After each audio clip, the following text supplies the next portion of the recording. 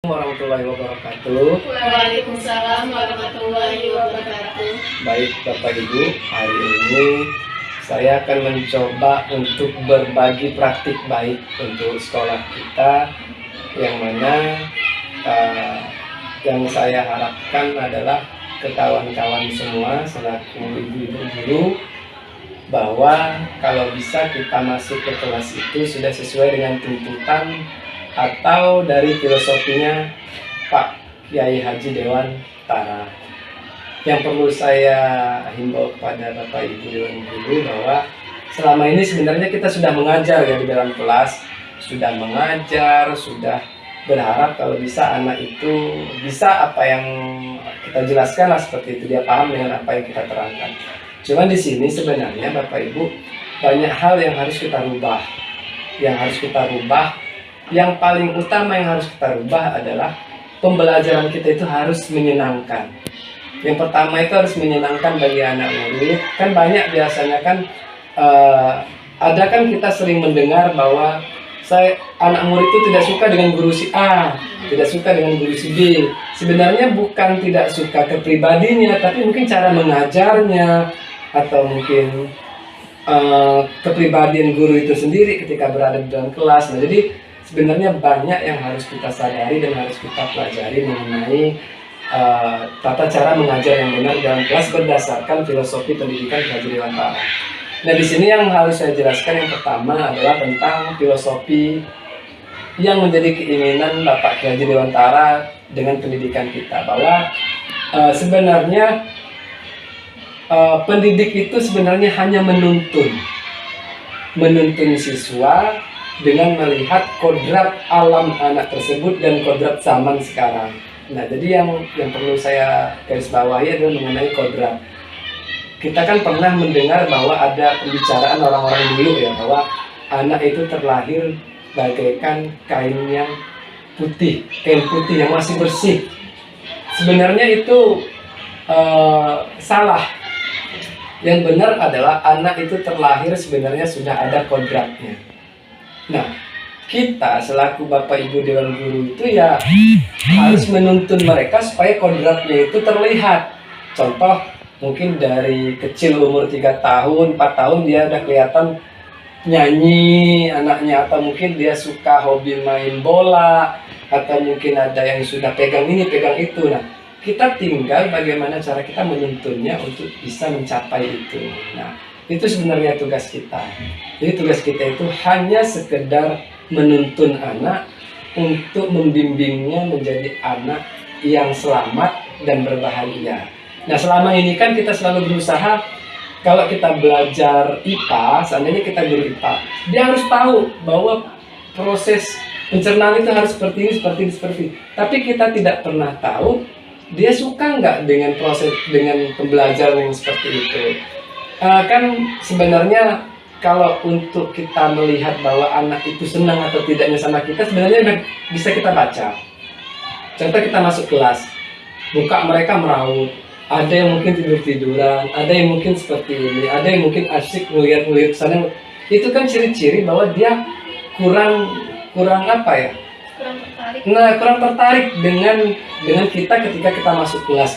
Nah, ini tugas kita adalah harus membaca dalam arti kita harus tahu bahwa ini anak ini kenapa ya, apa yang membuat dia seperti itu, apakah dengan cara saya mengajar atau dia kurang tertarik dengan yang saya sudah jelaskan.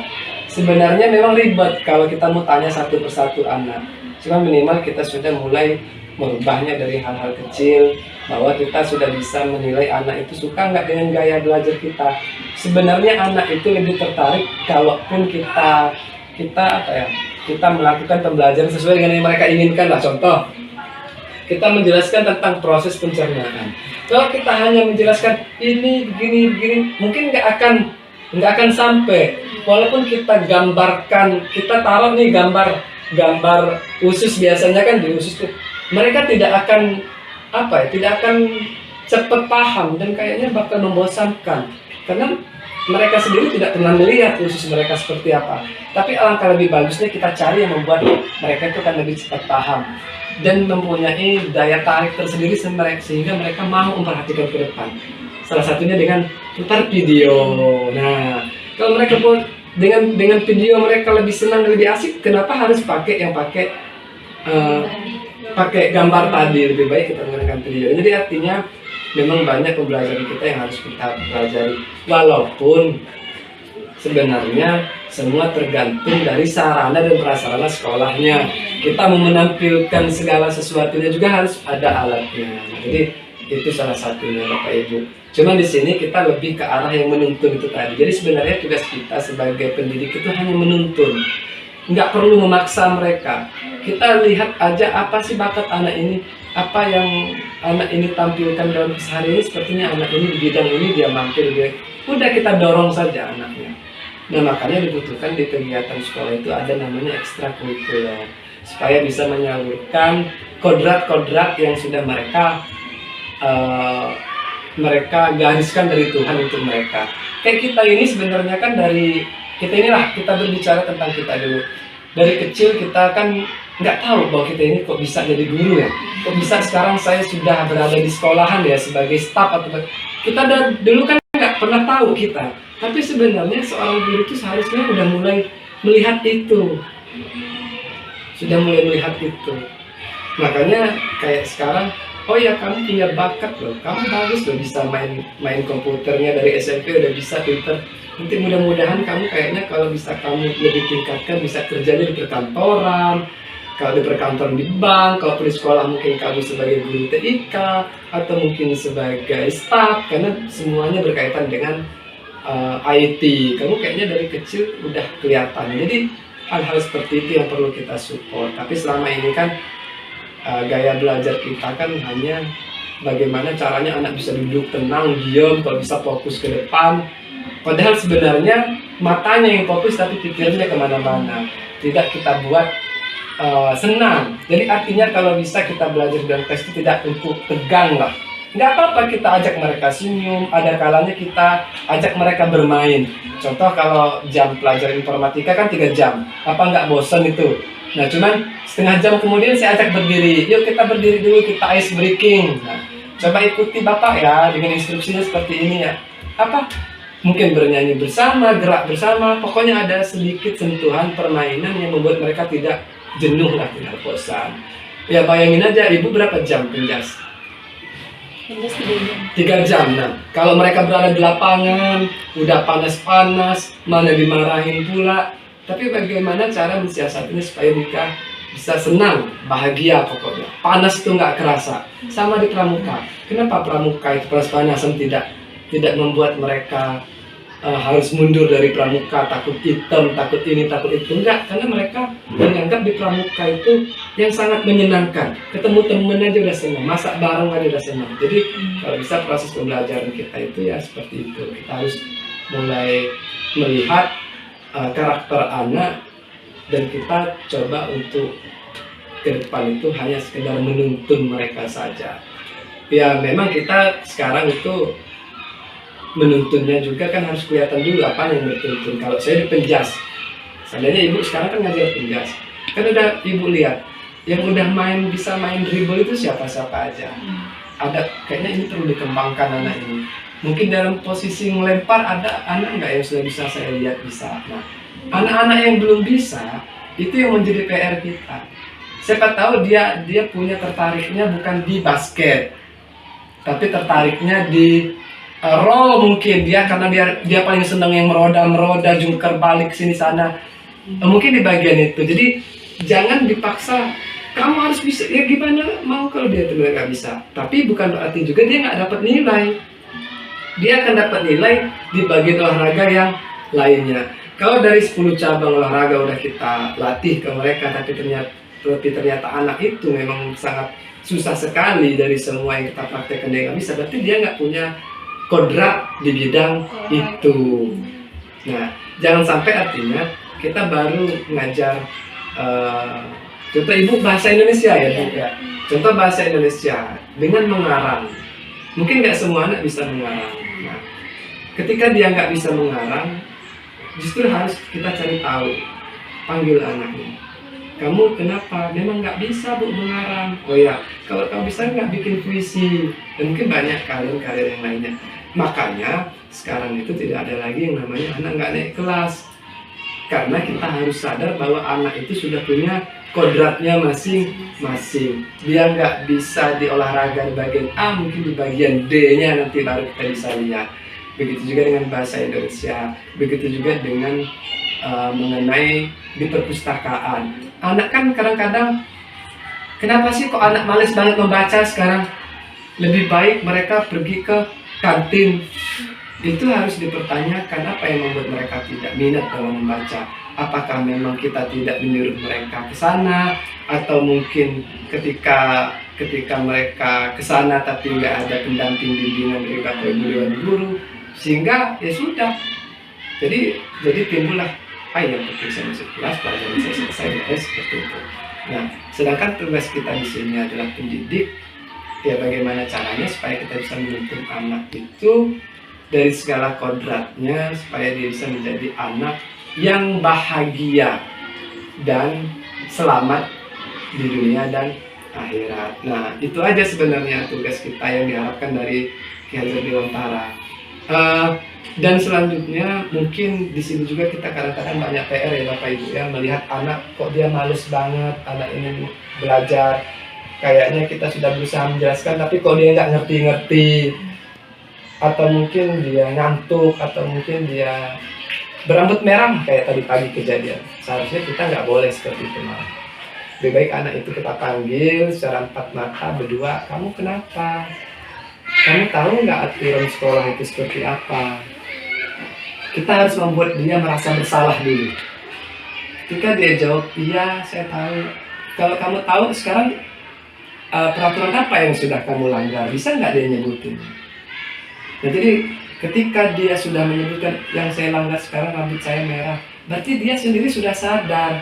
Nah, kalau kita langsung marah pada waktu itu, dia nggak akan sadar. Nggak? Kita buat dulu anak itu merasa bersalah. Tugas kita. Nah, contoh mungkin kayak Ibu Dewi ketika lagi mengajar, ada anaknya asik aja ngobrol di belakang, kan sampai kadang-kadang emosi kita mencuap ya. Kamu tahu nggak, saya lagi menjelasin depan, seharusnya kamu itu diam. Nah, tinggal datangin aja. Kalian berdua kenapa? Lagi cerita apa? Lihat nggak ibu ada di depan? Kamu tahu nggak aturan di dalam kelas itu seperti apa? Tahu. Kalau kamu tahu nggak kesalahan kamu sekarang di mana? Kalau dia sudah bisa menyebutkan kesalahan dia dan dia mau, nah untuk kedepannya kamu mau seperti apa? Mungkin dia akan jawab, maaf Bu, mungkin ke depan saya nggak akan lagi. Nah, biarkan dia sendiri berpikir bahwa dia itu ke depannya mau seperti apa, bukan kita. Besok rambut kamu saya potong ya, akhirnya kan nggak potong-potong. Itu sebenarnya bukan kesalahan mereka, kesalahan kita yang tidak menyadarkan mereka bahwa mereka itu harus tahu dulu kesalahannya ada di mana. Sekarang rambut kamu panjang, kamu tahu nggak kenapa kamu bapak panggil? Nggak tahu. Coba sekarang dilihat aturan sekolah kita yang sudah kamu langgar apa? Oh iya Pak, maaf rambut saya panjang. Apa kesepakatannya kalau rambut panjang? Dipotong di sekolah apa potong sendiri? Potong sendiri Pak. Bapak besok lihat harus rapi. Sesuai kamu sendiri sudah tahu bahwa kita ada kesepakatan bahwa anak itu rambutnya harus seperti ini, seperti ini. Gimana? Siap nggak? Siapa? Udah, dia akan jalan. Tapi kalau gini, nggak akan kan? Karena kita sekarang menghadapi bukan anak zaman dulu. Kalau zaman saya SD, kita tendang dia takut. Kita bentak dia takut. Kita main pukul, habis itu dia nggak bakal lagi. Kalau sekarang enggak, jadi lebih baik kita ajak aja seperti kawan sendiri. Makanya mungkin kalian pernah melihat ada seorang guru kayaknya dekat banget sama anak-anak. Sebenarnya dekatnya bukan karena dia mau jadi anak-anak, bukan, atau dia yang kekanak-kanakan, bukan, tapi dia akan mendalami peran anak ini apa sih, anak ini bisanya apa, anak ini bisa nggak diajak kerja sama, anak ini kan biasanya kita temukan seperti itu ya, banyak beragam. Nah, jadi ini tugas kita memang Bapak Ibu guru. Sebelum saya rasa mungkin kalau kita semakin hari pengen merubah pola belajar kita, saya rasa anak-anak itu akan semakin hebat lah ke depannya. Terutama kita yang kayak tadi itu hanya sekedar menuntun. Jadi kita nggak ada hak kayak yang kita marah-marah di depan anak di dalam satu kelas. Itu lebih baik kita kurang-kurangi lagi seperti itu. Lebih baik kalau begitu kamu keluar aja, keluarkan aja dia dari dalam kelas. Setelah selesai kita mengajar, kita panggil, kamu ikut ibu ke kantor. Kamu tahu nggak kenapa ibu panggil? Kadang-kadang kan anak kan nggak sadar, nggak tahu bu. Padahal dia seharusnya tahu bahwa dia itu salah. Nah, kalau dia, saya nggak tahu bu kenapa saya panggil. Sekarang bapak ibu mau tanya, ibu tadi lagi ngapain di dalam kelas? Seharusnya kamu harus seperti apa? Nah, itu perbuatan kamu udah baik apa tidak? Biarkan aja dia menjawab, kita hanya bertanya aja. Enggak bu, kalau begitu ke depannya kamu harus seperti apa? Ya bu, nanti saya coba dan perhatikan. Udah, dengan dia ngomong sendiri, berarti itu udah keluar dari pola pikir dia sendiri. Tapi kalau kita bentak-bentak orang rame, apalagi ada bahasa-bahasa, tolol, kamu goblok, itu kayaknya nggak akan membuat anak itu berubah ya. Malah yang adanya benci. Kayak kita sekarang, kita dimarah seorang sosok pemimpin di depan orang ramai, kayaknya gimana gitu kan. Nah, iya, lebih baik panggil yang sebagainya.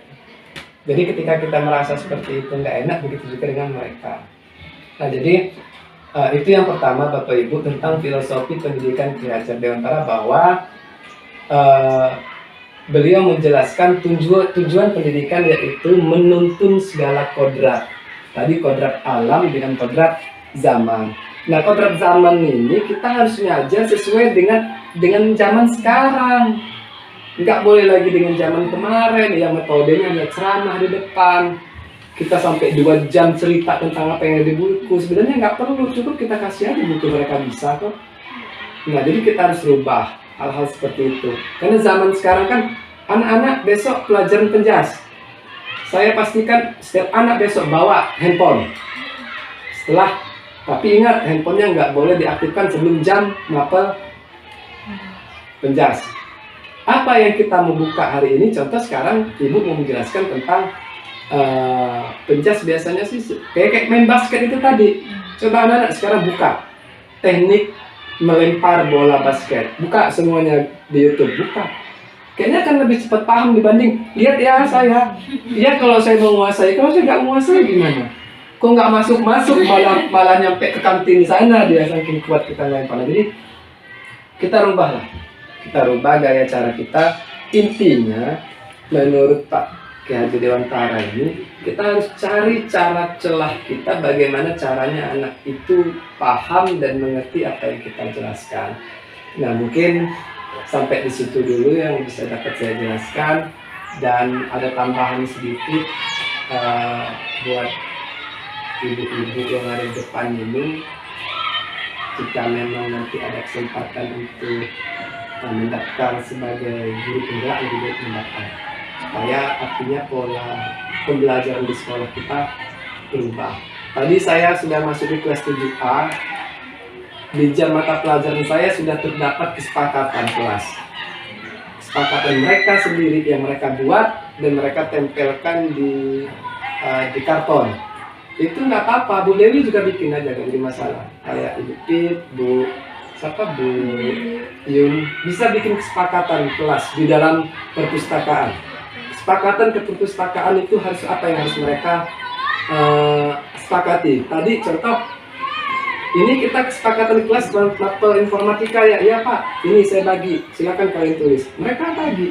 Ketika guru menjelaskan harus mendengarkan semua, tidak ada yang asik ngobrol sendiri, pakaian rapi. Mereka sendiri yang bikin kesepakatan itu. Jadi kalau mereka sudah bikin kesepakatan, berarti ingat, mulai besok Bapak masuk, ini sudah harus dijalankan. Ada yang tidak boleh buang sembarangan sampah. Jadi ketika saya masuk udah nggak ada sampah, karena mereka sendiri yang menyepakati dengan mata pelajaran informatika. Nah, ini nanti Ibu Dewi juga bisa. Kemarin Pak, malah saya yang sebaliknya bikin peraturan kayak gitu sama dia orang. Jangan. Jadi hari ini anak-anak, Ibu, kita kan belajar bahasa Indonesia ya. Sebelum kita masuk materi, kita bikin kesepakatan dulu dah. Sekarang anak-anak maunya seperti apa kesepakatan kita ketika Ibu masuk. Silakan dibuat di kertas lembar. Kita tempel nanti di depan. Kalau enggak, kalau saya tadi kan pakai karton, Terus ada apa ya, yang warna-warna pink yang nempel-nempel itu, Iya. nanti mungkin bisa saya tunjukkan. Eh, banyak. Ada satu anak yang bikin 3 kesepakatan, baju harus rapi. Ada yang tadi tidak membuang sampah sembarangan. Yang paling banyak itu ketika guru menjelaskan di depan semua harus fokus. Banyak benar tadi kata-kata seperti itu. Nah, jadi ketika kita masuk besoknya, mereka ingat itu kan kesepakatan mereka sendiri ketika kita masuk. Jadi bukan kita yang memaksa mereka. Nah, inilah yang tadi menuntun itu tadi, Bu. Kalau yang ibu yang melakukan berarti bukan ibu menuntun, tapi ibu menuntut beda lagi. Kalau menuntun itu biarkan mereka nulis sebanyak mungkin kesepakatan, sampai ada yang sepatu harus dalam keadaan rapi, tidak ada yang pakai kaos kaki di dalam kelas, ada yang nulis tadi tidak boleh ada yang memasukkan kaos kaki ke dalam sorokan meja. Akhirnya mereka tempel, ya sudah kita sepakati. Sudah sepakat semua, sepakat kata anak-anak. Ya alhamdulillah, 1 jam kemudian saya menerangkan, walaupun tangannya nggak ada atas meja, dengan mereka nyender seperti ini, tapi mereka fokusnya ke depan, tidak asik ngobrol sendiri. Nah, jadi artinya, ini bisa kita pakai juga, yang kita sebut budaya positif. Kita ini kan sudah kehilangan budaya positif senyum salam sapa. Semenjak nggak aktifnya lagi pramuka, dulu setiap anak lewat di depan kantor ataupun di mana saja mereka berada ketemu kita, mereka akan negur, Bu Dewi, salim, Bu Pip, Bu Yun, pagi Bu Yun, sambil salim. Itu harus kita budayakan.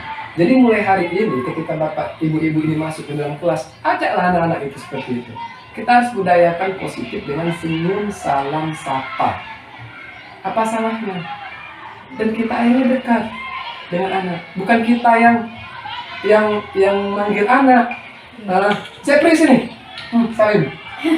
Jangan. Biarkan mereka berbudaya positif sendiri. Contoh Bu Dewi mau masuk kelas, ternyata ada anak lewat. Bu Dewi, ya salim. Selain kita juga berminta maaf secara tidak langsung, mungkin kita pernah marah dan sebagainya. Itu budaya yang sangat positif sekali yang harus kita terapkan di sekolah. Nah, seperti itu. Jadi seperti itu aja dulu mungkin yang dapat saya sampaikan, Bapak Ibu. Mungkin nanti kita akan ngobrol lebih banyak lagi dengan rekan-rekan yang lain di saat saya memang sudah siap. Ini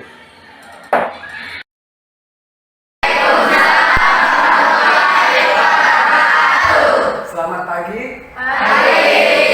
Gimana kabarnya? Baik semua. Sudah siap untuk belajar? Sudah siap untuk belajar? Sudah siap untuk belajar? Jangan dulu kita anak-anak, kita mungkin ini adalah siswa baru ya. Kita perkenalkan dulu. Nama Bapak Muhammad Ismail, jurusan Bapak di sini komputer. Nanti kita akan belajar banyak bagaimana cara mengoperasikan komputer. Tapi sebelum kita masuk ke materi pembelajaran, kita ice breaking dulu. Sekarang Bapak minta diri semua dulu. Sudah siap bermain? Sudah siap bermain? Instruksinya adalah kalian harus ikuti apa yang kalian lihat. Apa yang kalian lihat harus kalian ikuti, bukan yang kalian dengar. Paham? Siap tangannya. Pegang kepala. Ada yang salah. Ingat instruksinya. Ikuti apa yang dilihat. Sekarang kebalik. Instruksinya adalah ikuti apa yang dilihat dan bukan yang didengar. Pegang kuping. Pegang kepala. Pegang dagu. Mana giginya? Keluarin giginya. Pegang hidung. Pegang. Apa instruksinya tadi? Kamu harus ikuti apa yang kamu lihat. Sudah paham ya? Jangan ribut kalian. Kalian duduk. Baik. Anak-anak, sebelum kita ke proses pembelajaran, harus ada yang kita sepakati. sepakati dulu. Ya, harus kita sepakati dulu. Kesepakatan kelas ini disebut dengan budaya positif. Jadi pelajaran informatika yang Bapak ajarkan di kelas kalian harus kita sepakati bersama-sama bahwa kalian juga harus menyepakati apa yang menjadi aturan ketika saya melaksanakan proses pembelajaran. Paham ya? Paham. Ini nanti akan Bapak bagikan satu anak satu. Kita akan membuat yang namanya kesepakatan kelas. Ketika Bapak masuk, kalian harus sepakatnya seperti apa? Contoh, pakaian rapi. Sebelum guru masuk, kalian sudah harus ada di dalam kelas. Ketika guru menjelaskan, kalian harus mendengar dan menyimak. Terserah, kamu tulis aja kesepakatannya mau yang seperti apa ketika kita belajar. Atau kesepakatan kelas yang nggak boleh dilanggar oleh kawannya seperti apa? Paham nggak maksudnya? Kalian tuliskan di sini ya. Satu anak Bapak kasih satu. Silakan kalian tulis. Maunya seperti apa kesepakatan kelas kita? Apa anaknya harus disiplin, nggak boleh ngobrol sendiri, atau mungkin bajunya harus dimasukkan dan lain-lain. Nggak boleh sama dengan kawan sebangkunya, yang harus beda. Paham tak ya?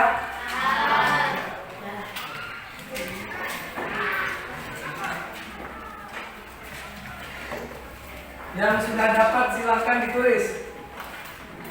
Kesepakatan kelas kita maunya yang seperti apa?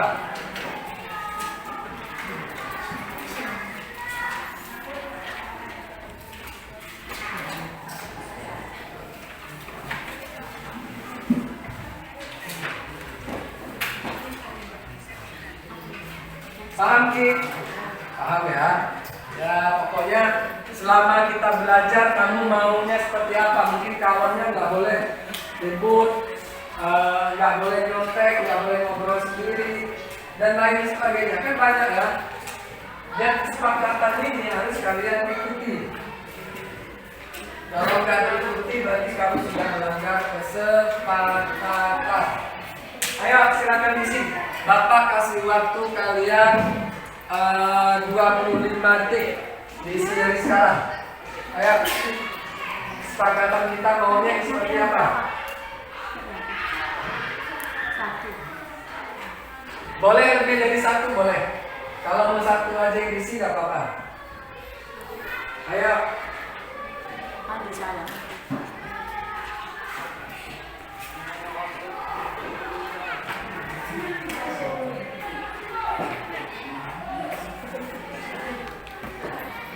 Ini kesepakatan pelajaran TIK dengan kalian ya, pelajaran komputer dengan kalian. Kesepakatannya mau seperti apa? Sudah? Yang sudah boleh tempelkan di depan sini. Ayo. Ayo. Siapa yang sudah? Sudah ya? Ayo bawa sini. Satu nggak apa-apa. Nah ini ayo. Sini. Yuk ditempel. Jangan kebalikan, ada lemnya ya, jangan kamu nulis nanti. Nah, terus oke, tuh kan nempel salah sekali kamu nulisnya. Ambilin situ. Ini salah.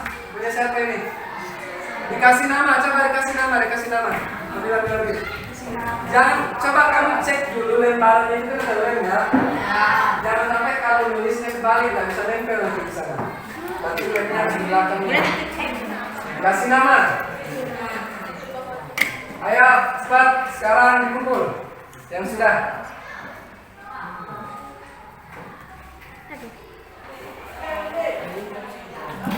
Sudah jalan. Ayo tempel. Ya, tempel. Jangan sampai kebalik ya. Boleh, terus. Yang rapi, nempelnya yang rapi. Jangan sembarangan nempelnya. Terus. Ayo. Ini kebalik ya, kamu kok jadi kayak gitu, nulisnya sangat kayak gitu.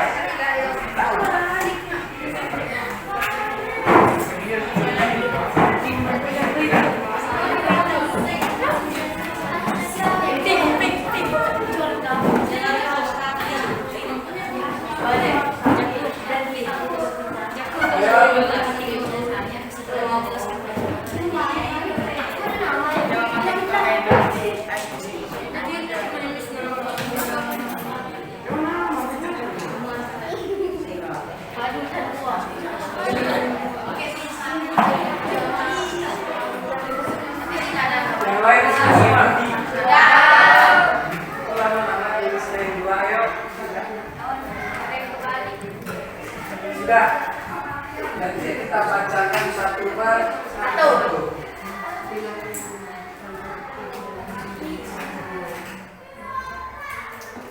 Ada 4 anak lagi yang dulu.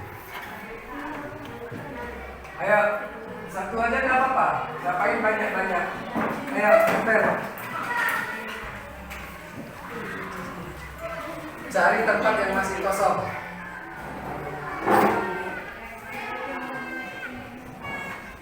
Ayo.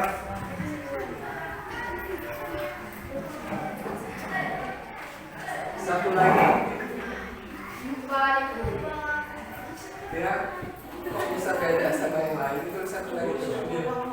Apa-apa? Kan bapak katanya dengarkan.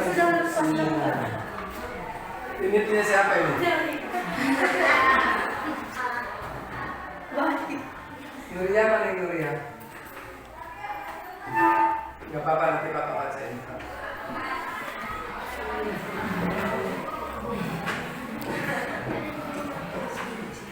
Sudah, coba perhatikan depan. Ini adalah kesepakatan kelas budaya positif yang harus kalian lakukan sesuai dengan kesepakatan ini ya. Apabila kalian tidak sepakat, berarti kalian sudah melanggar kesepakatan kelas. Ini disebut dengan kesepakatan kelas. Kesepakatan kelas. Kesepakatan kelas antara kalian dengan mata pelajaran informatika. Paham ya?